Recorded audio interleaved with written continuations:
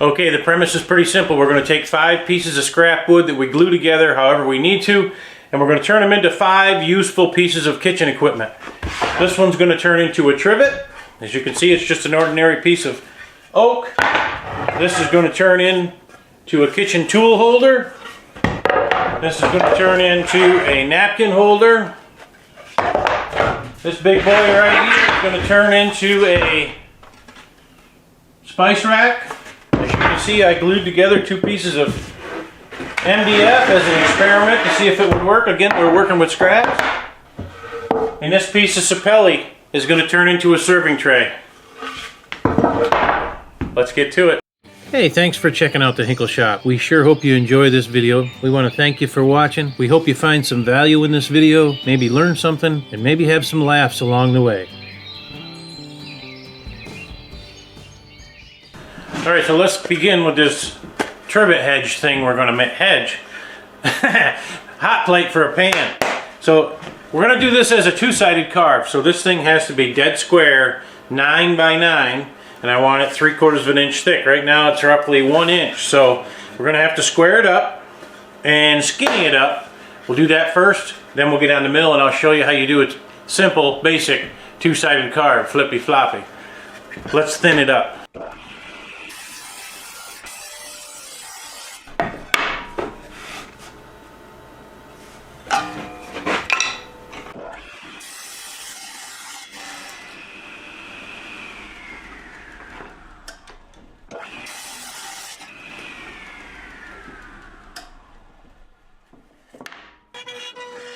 What I'm going to do here is I'm going to use the table saw to take the majority off while I'm thinning it, because the bandsaw blade is rather dull and I know it won't track when I'm trying to cut this much. So I'm going to take out as much as I can, then just slice the center out on the bandsaw.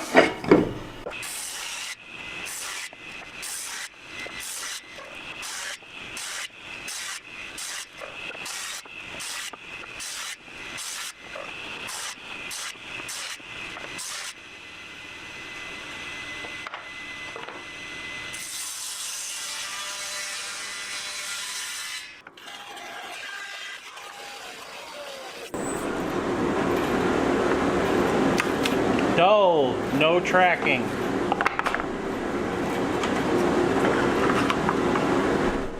A new one's coming Monday.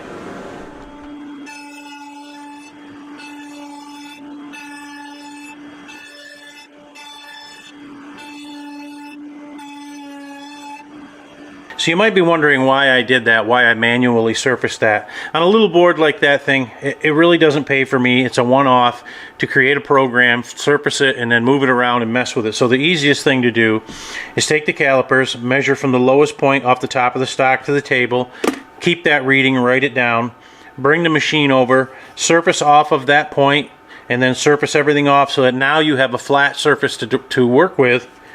Take another reading from the top of the stock to the top of the table, calculate how much you need to remove, then you come over to the Onefinity, put this on the old blue and you move it, and as you can see the numbers change slow enough that you can do the math and set that thing right up perfectly. At this point, after doing the finishing pass, that stock is now 0.51, which is good enough for me. Let's keep going. So with this project we're going to work off of the center. We're going to use 1 bit, Downtown Jenny from Cadence Manufacturing. I would recommend a compression bit. I don't have one. You could also use a upcut bit, which will tear out the top a little bit, sand it off, flip it over, tear out the top, sand it off, and it'll be good. But we're going to go with the Downtown Jenny. First thing we have to do is put a crosshair on here. I've already gone from corner to corner. Now this corner is broke out, but sometimes you got to improvise a little bit. If you put this against here and this against here and slide them together, now you can see the corner, so that you can put this on here and do your other line and be accurate. This is woodworking, we're not working with metal, so it doesn't have to be to the thousandth of an inch. But we do want to get it relatively close.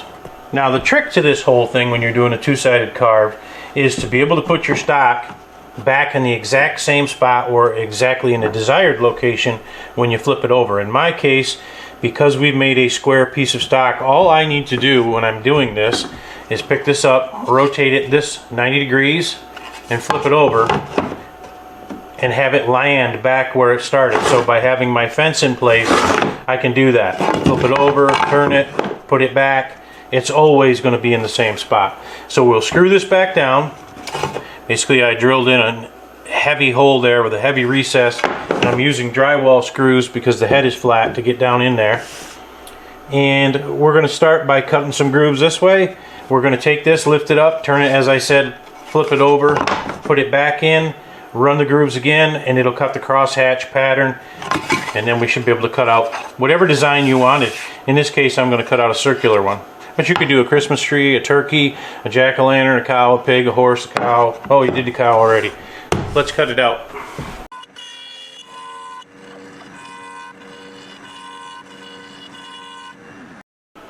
Alright, so as we said, it's a two-sided carve. We need it to land exactly where it is, but we need it to flip over, and we need it to turn this way. Don't look at this mistake. Just disregard that. That didn't happen. Now we're going to screw this back down and we're going to run it again. Again, do not look at the mistake. Alright, now the golden rule in the Hinkle shop, when I make a mistake, I show you the mistake. Well, here's the mistake. It's one of them. There's several here. You should go up before you go that way when you're moving the spindle out of the way. Now number two, the layman probably wouldn't be able to see this, but because I'm a professional CNC operator, you can probably guess what might be the problem with this trivet. Now, it does look like I made it that way so that you can close it and put it in your cabinet. Not really, it's junk. I'll make another one. What do you think of the gift I made you? I love it. Well, it's not supposed to look like football, so I'm going to fix it. Your friend and mine, CA glue. Alright, now that's more like it. We'll do a little sanding and a little cleanup to get these fuzzies out from in the bottom. But in the meantime, we're going to get started with this big boy. This is going to be the spice rack, which is the next project on the table. We're going to use a combination here to hold this down. I've got a little excess stock so I can put a screw there and a screw down here, or screw over there. And we're going to use the two-sided tape for the rest of it because there's some holes and things that are going to get punched out. And I don't want them to go flying off the mill. So let me get this on there, let me get it taped down, and let's see if I don't mess this one up.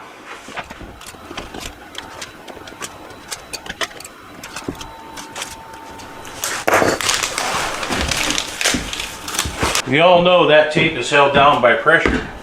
And this is a little unorthodox, but there's 200 pounds of pressure. And it ain't crazy if it works. Have no fear, this table is made with 2x6s. 1 foot on center underneath that thing. It ain't going anywhere. This one we're going to zero off the corner here. And I like to hold this thing in so that I know it's not moving off of the corner of this thing.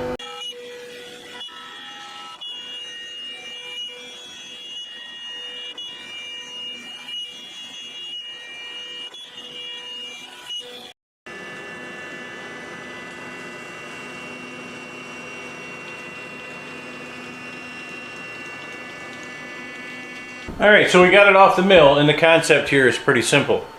We could make this thing 12 feet wide if we wanted to, just by adding these things in. You could have one at 0, one at 3, one at 4. Obviously we're not going to make this thing 12 feet wide, but let's say we're going to make it 14, 16 inches wide.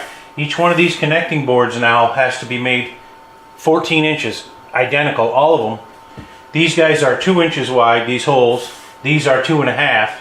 So I'll reduce that by 20 thou, and that way I can put these two together like this at 14 inches apart, and it'll be perfect. I'm going to take the 3/16 round over, and I'm going to go around the whole outside edge and the inside of this, and then I'm going to cut the boards out when it's finished putting it together. One more thing before I get started, make yourself one of these guys. Got a little hole in the center? That's for this.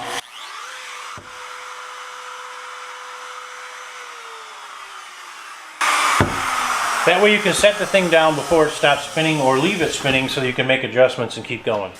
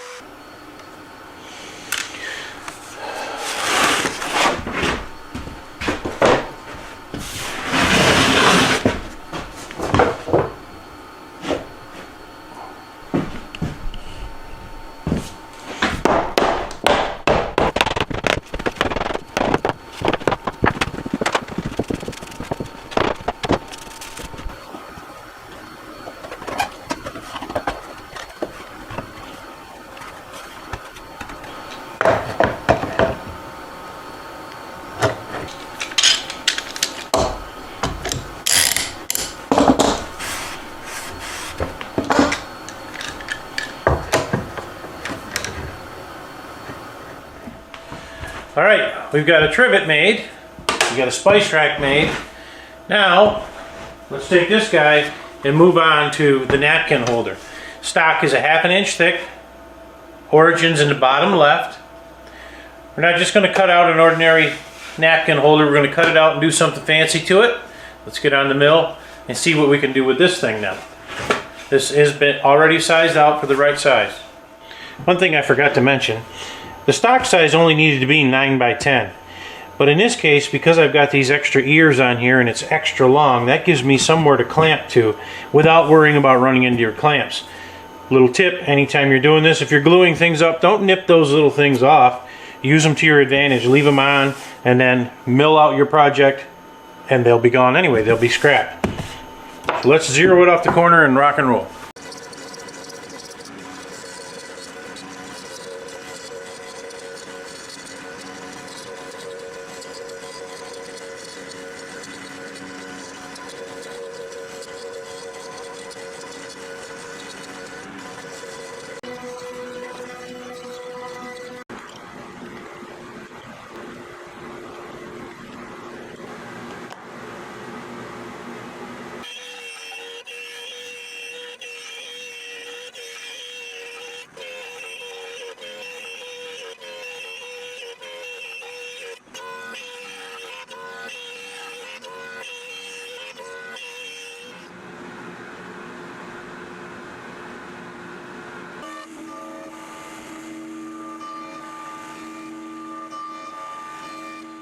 A little bit of cleanup to do, but what I'm trying to show you here, I don't know if the camera's picking it up, but you couldn't get a more perfect round over than when that machine does it for you.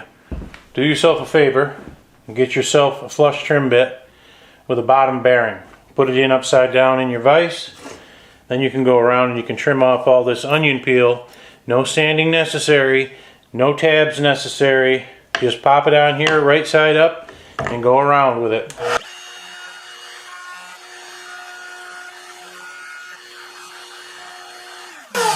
Like that. Alright, I've got them all cleaned up and sanded, and at the risk of wrecking this thing, I'm not confident that just putting these together like this is going to be strong enough. So I've laid out some marks, and we're going to try to throw in some dowels in here. In there, hold there, line it up. I've got them labeled number 2 and number 2 so that I don't mess this up. Side 1 goes to side 1. I'll use the depth gauge here to tell us how deep we need to go. And then I will transfer those lines to this, and hopefully we don't make a big boo-boo here.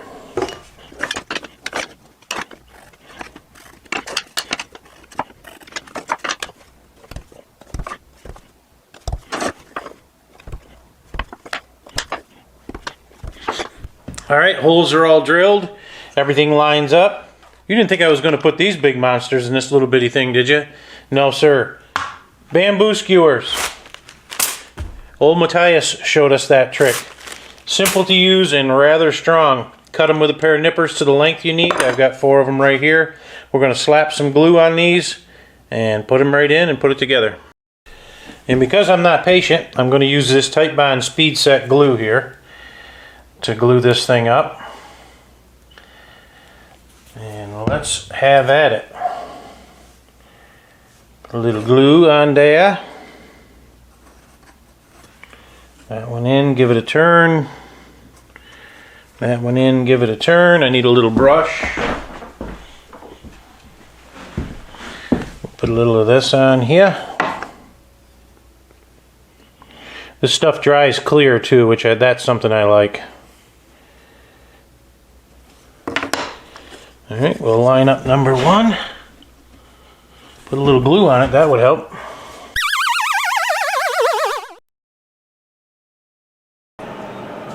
Okay, let's move on with the serving tray. Now there's a trick I did here with the serving tray that I want to explain to you. I want to tell you how I did this. The original stock size was supposed to be 10 inches high, 20 inches wide.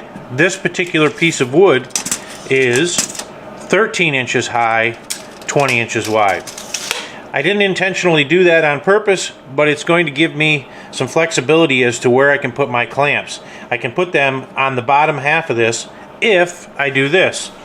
I divided the board in the center, then divided 10 by 2, which is 5, made a mark at the 5-inch line.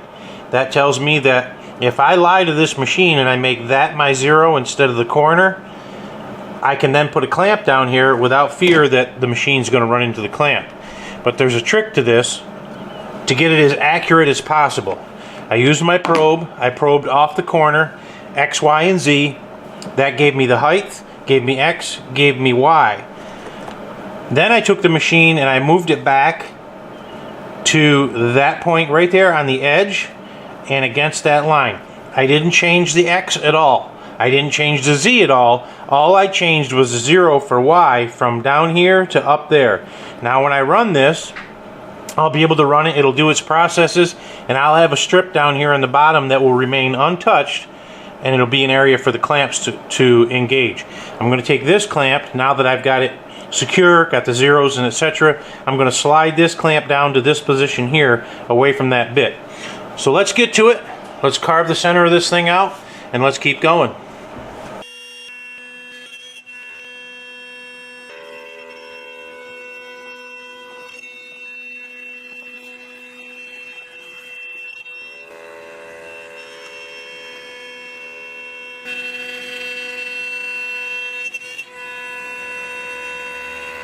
What we have now is a boring cat litter pan.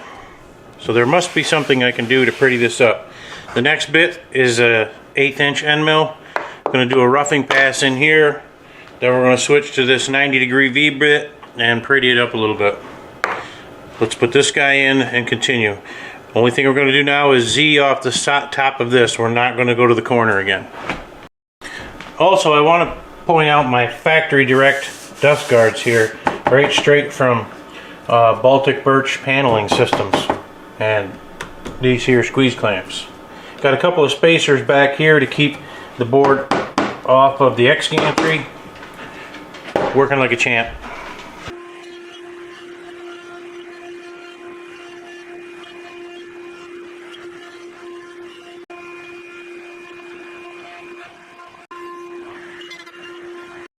Alright, we have our engraving in here now. I'm going to switch back to the end mill and I'm going to go around and cut the perimeter out. I don't have tabs, but I'm not going to go all the way through the material. I've got what we call an onion skin. So it's going to stay where it is in position because I have one more operation before I take it off of the mill. So end mill is going to go around and cut the perimeter. And then I'm going to grab the pointed round over bit and I'm going to round both the inside and the outside edge. And then I'm going to take it off. We're going to run a flush trim bit all the way around and clean off the excess, and then we'll be good to go.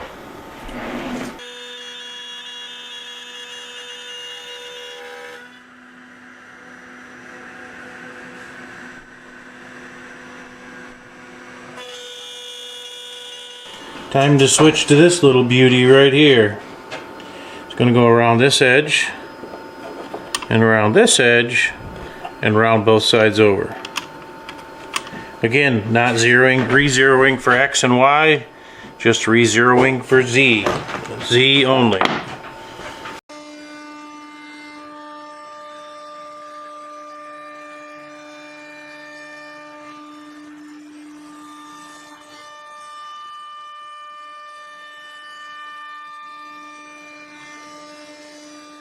For those of you that don't know, I wanted to show you what onion skin was. See that little bitty line that's left? That one's actually way heavier.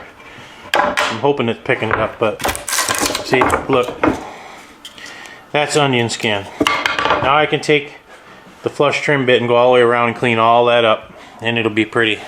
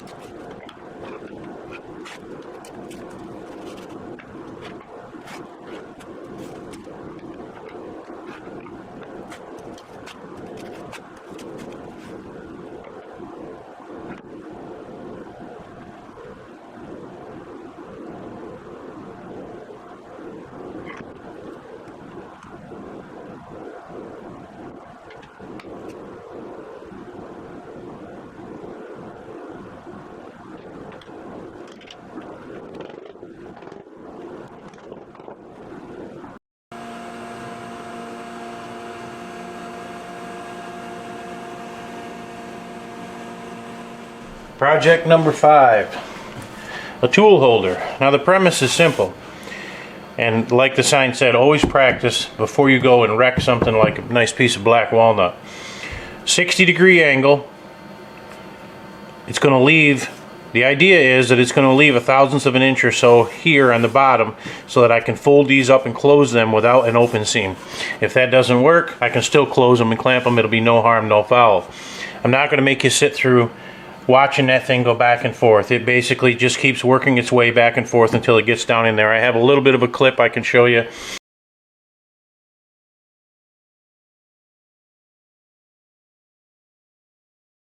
Grooves them out. Then we're going to take it over to the table saw and create a dado along here on the bottom. Then I'm going to close it up and draw the interior dimension of the, I don't know if you'd call it a hexagon. That's probably not right. But we're going to draw the image of the inside so that it tells me what the bottom needs to be. Then I'm going to expand that by roughly 1/4 of an inch so I can recess it in that dado, and when I close this together, it'll have a bottom on it. But again, practice with MDF, something cheap, before you wreck a piece of black walnut or any other nice wood that you're going to use. So the process will be the same. I'll stick that down, zero it off the corner, it'll run back and forth, and let's see what we can come up with next. I almost forgot to mention, we're going to use the touch probe on the corner with an end mill to give us the exact location of the corner. Then we're going to put the V-bit in and we're going to zero off the surface to get the Z height. I want to make sure I'm exact because it needs to cut right along this line so that when it folds it works. Again, zero off the corner with an end mill, take the end mill out, V-bit in, V-bit for Z. Alright, now we're going to cut the dado in right here. I've got a stop block in place. I'm going to cut the first one, then I'm going to move it over a little, cut the next, until I get my piece of wood that's sitting over there to fit in that groove. So we'll cut the first ones first and we'll move on.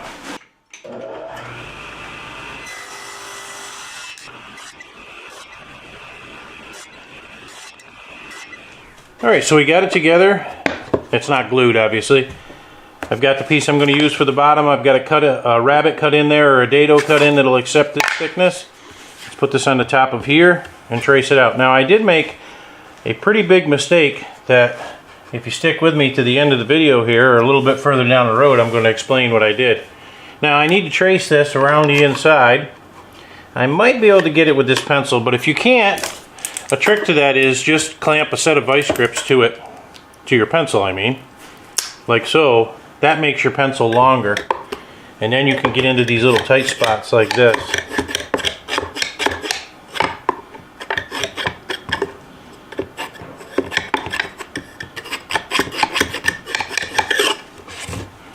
And now what I'll do is, I'll figure out how much wider that needs to be, and I'll take my stick and go around like this and draw the line all the way around, intersecting as I go. I'll take it to the bandsaw, slice it off, take it out to the belt sander and smooth it into the line, because we all know you cut outside the line and sand to the line. Then I'll put a little slight bevel on so it squeezes together. So how do I know how much bigger I need to make that? Pretty easy. You just take your dado and you slide it in there like so. Make a mark. That tells you how deep you've gone, and then you can use something like that as your guide. As I said, we'll put that on the line and we'll go around.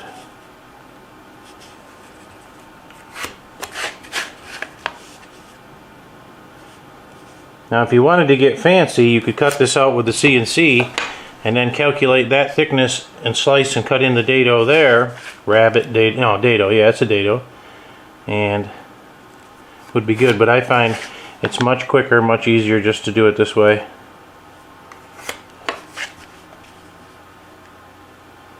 And besides, I want to play with my other tools too besides the CNC. We'll cut that out, sand it out, stick it in there and glue it together.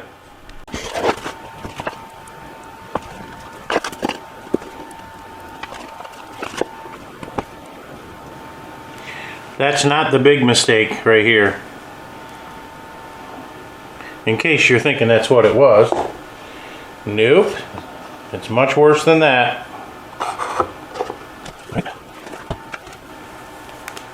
This can be a trick because my hands are just big enough to do this.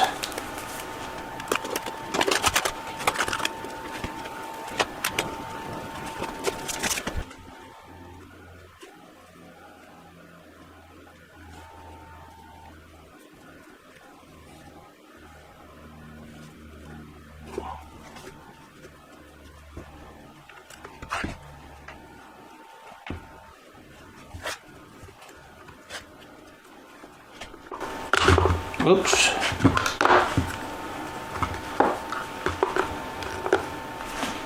Squeeze out.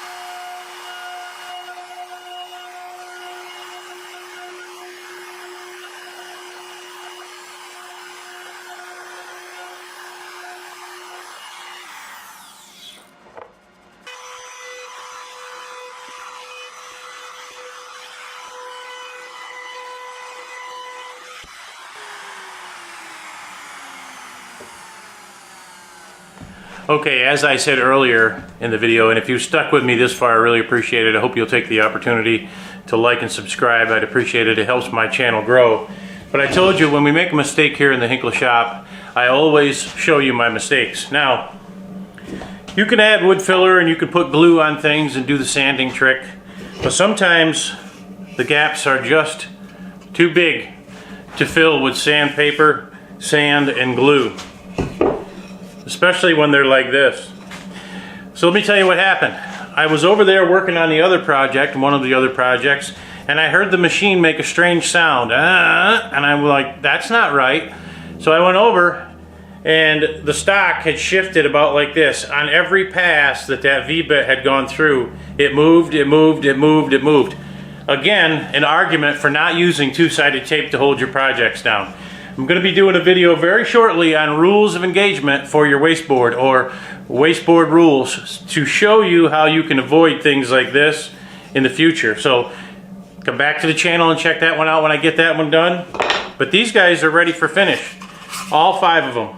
Aside from that little boo-boo, this thing didn't come out too bad. And it also is another lesson for you. Don't throw away your projects just because of a mistake. I was able to take this thing over to the table saw, duplicate that angle on the table saw, and I just simply sliced it off and completed the project. Put it together, and had I not pointed that out, unless you looked inside very closely, you wouldn't have noticed. It's going in my kitchen, Lisa won't care. Let's put some finish on these things and get this video wrapped up. Again, thanks for watching, everybody.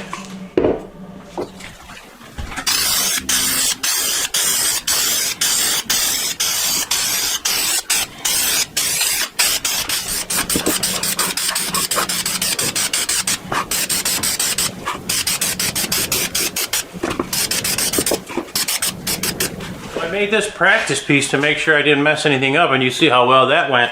But this gave me an idea, this thing. I'm going to slice this off like right about there and put all my pens and pencils in it out here in the shop instead of throwing it away. Slice it off, toss them in. Okay, everybody, pay attention in class. I want to go over what we have here, and I want to review and let you know what we've made. Here we have our beautiful spice rack that is too high for my wife's countertops. It will not go under the counter, so we're going to have to modify it. But in any case, it's a great piece.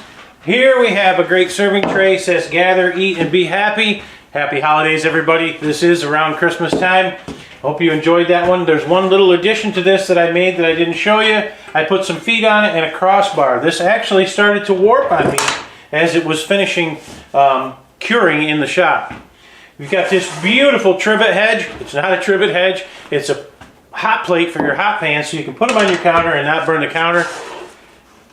We have a wonderful, wonderful napkin holder made out of sapelli. It's got a nice little oak leaf in there for your napkins to clean your dirty faces with. We have this tool holder. Jimmy DeResta ice pick just for show, I guess. And we have this bonus piece here of our pen and pencil holder. So, pay attention. I hope you enjoyed this. I hope I made you laugh a little bit. I hope you learned something from this video as always. Please give us a like, share, and subscribe. And I'll catch you on the next one.